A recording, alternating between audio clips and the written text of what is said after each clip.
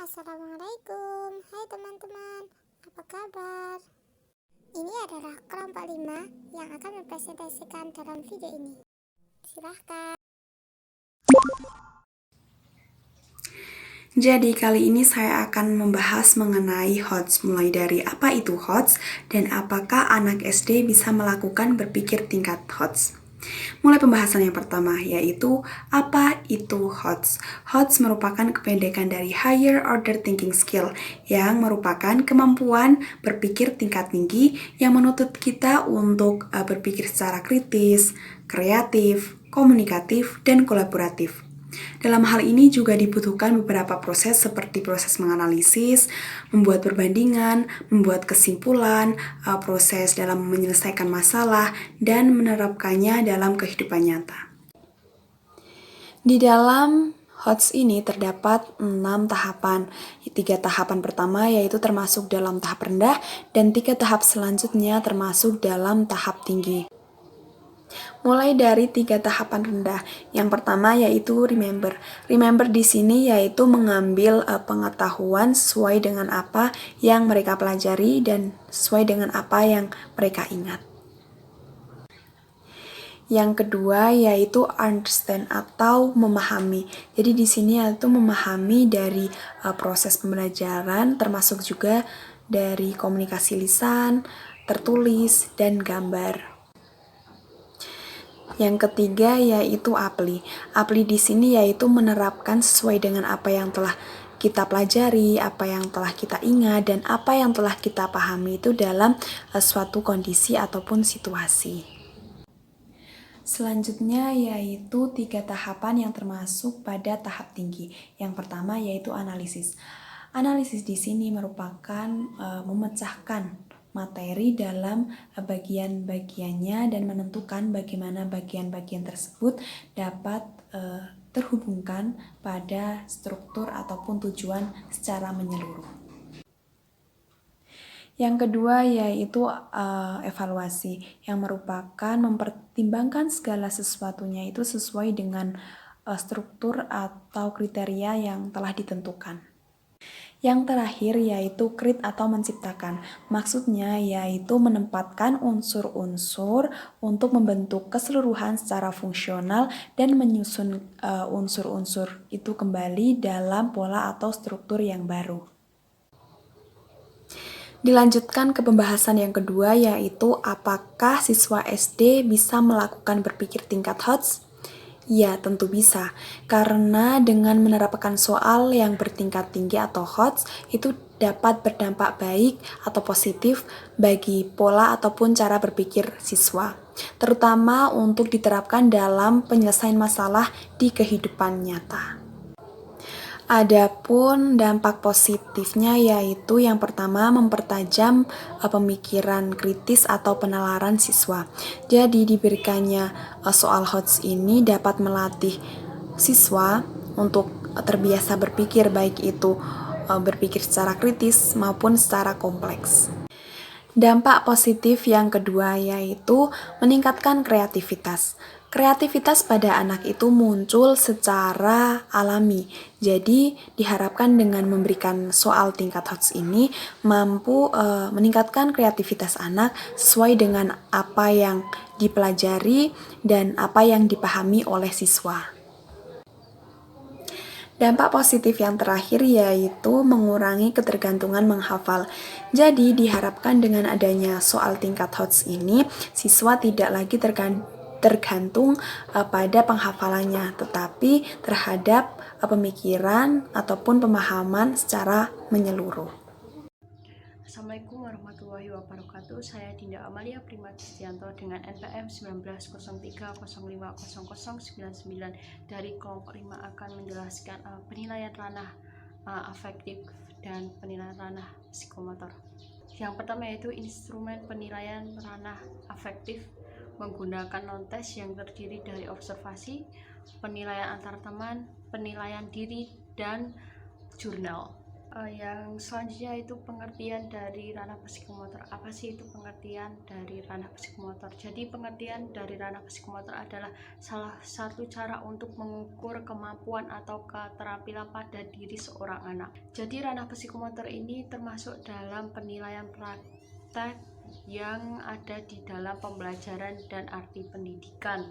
Ranah psikomotor ini meliputi kompetensi untuk melakukan pekerjaan yang melibatkan anggota badan atau tubuh, serta kompetensi yang berkaitan dengan gerak fisik atau motorik itu sendiri yang terdiri dari gerakan refleks, keterampilan gerak dasar, kemampuan perseptual, ketepatan, dan lain-lain.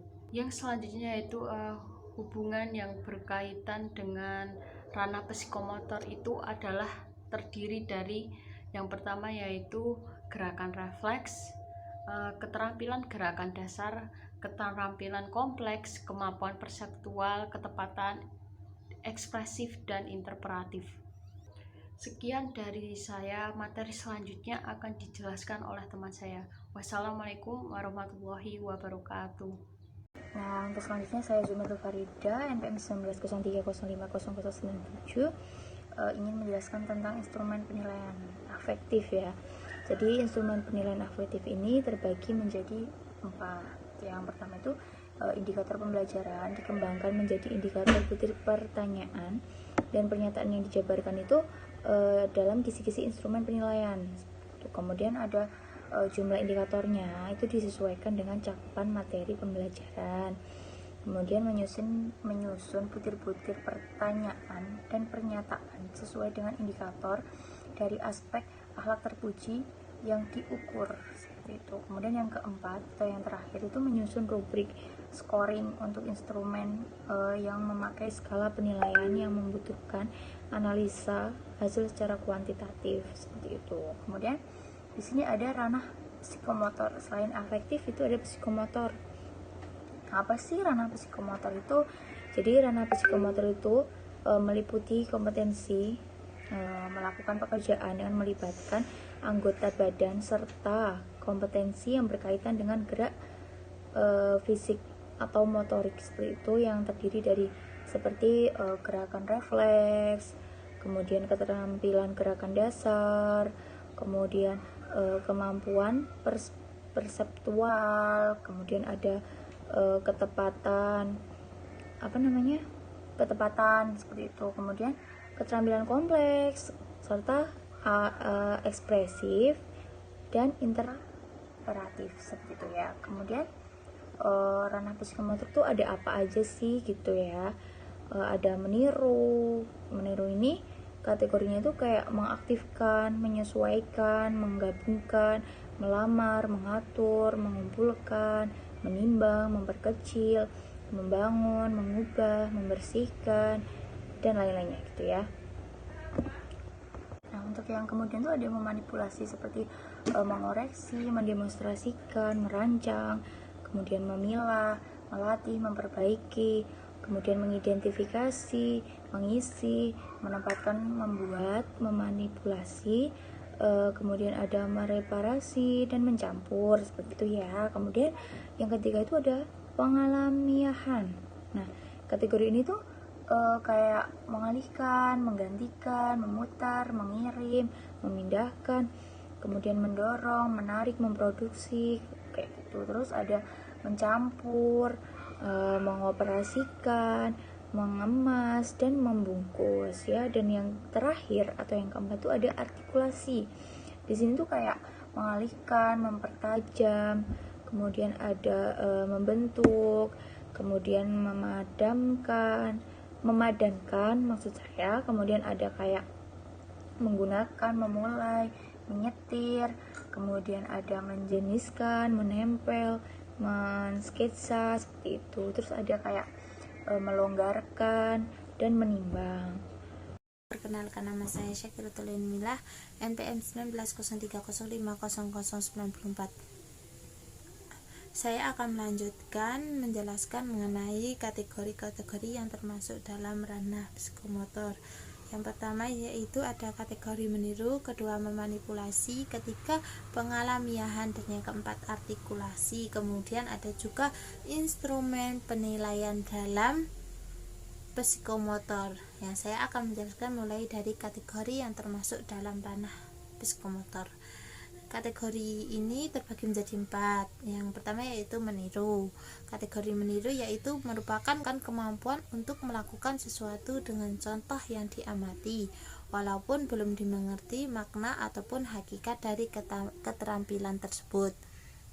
Adapun kata kerja operasional yang dapat dipakai dalam kategori ini seperti mengaktifkan, menyesuaikan, menggabungkan, melamar, mengatur, mengumpulkan, menimbang, dan seterusnya. Kemudian ada juga yang kedua, kategori memanipulasi, yaitu kategori yang merupakan kemampuan dalam melakukan suatu tindakan serta memiliki apa yang diperlukan dari apa yang telah diajarkan.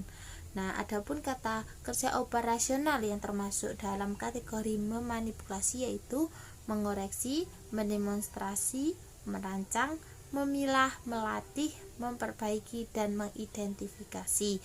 Kemudian ada juga kategori pengalamiahan, yaitu kategori yang merupakan suatu penampilan tindakan di mana hal yang diajarkan akan dijadikan sebagai contoh dan menjadi suatu kebiasaan, dan gerak-gerakannya akan diterampilkan lebih meyakinkan. Nah, adapun kata kerja operasional yang termasuk dalam pengalamiahan ini yaitu seperti mengalihkan, menggantikan, memutar, mengirim, menarik, memproduksi, dan mencampurkan. Kemudian yang keempat yaitu kategori artikulasi. Nah, kategori ini termasuk merupakan suatu tahap di mana seseorang dapat melakukan suatu keterampilan yang lebih kompleks, terutama yang berhubungan dengan gerakan interaktif. Nah, adapun kata kerja operasional yang termasuk dalam artikulasi yaitu mempertajam, membentuk, memadankan, menggunakan, memulai, menyetir, menempel, mensketsa, dan menimbang.